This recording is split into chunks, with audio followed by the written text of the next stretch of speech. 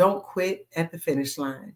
Your perspective changes as you reach higher ground.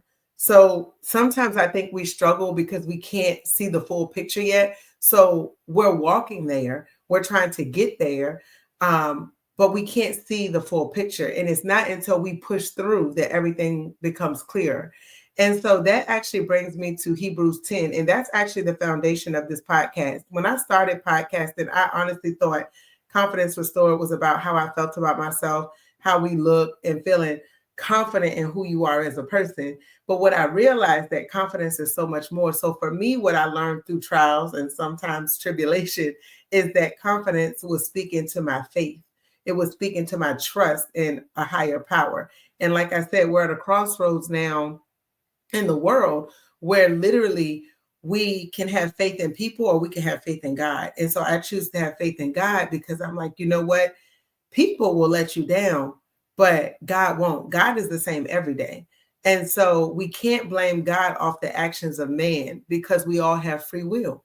And so when we look at what's happening, it's easy to want to like give up, throw in the towel. But again, our perspectives change when we see things from a higher vein. So when we're looking at it from a higher level, we realize that a lot of the things that we do battle against are spiritual.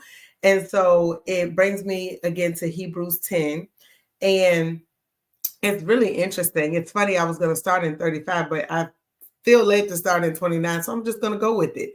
So Hebrews 10, starting in verse 29, it says, of how much sorer punishment suppose ye shall he be thought worthy, who hath trodden under foot the Son of God, and hath counted the blood of the covenant wherewith he was sanctified an unholy thing, and hath done despite unto the Spirit of grace.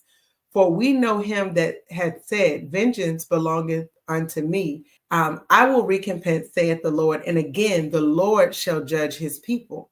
It is a fearful thing to fall into the hands of the living God, but call to remembrance the former days in which, after ye illuminated, ye endured a great fight of afflictions, partly whilst ye were made a gazing stock both by reproaches and afflictions, and partly whilst ye became companions of them that were so used. For ye had compassion of me in my bonds, and took joyfully the spoiling of your goods, knowing in yourself that ye have in heaven a better and an enduring substance.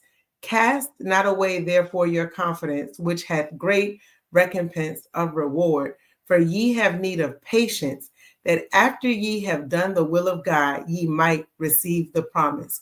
For yet a little while, and he that shall come will come and will not tarry. Now the just shall live by faith. But if any man draw back, my soul shall have no pleasure in him.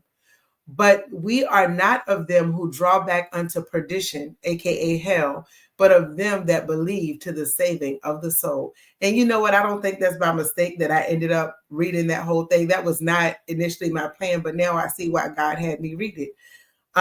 When I think about Hebrews and I think about not throwing away your confidence, not throwing away your faith, with all of the things that we are seeing right now, it is easy for your faith to be shaken, mine included.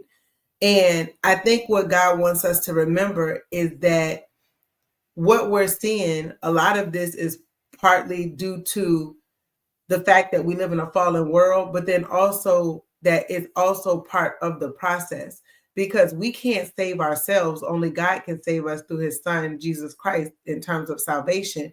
But the just shall live by faith.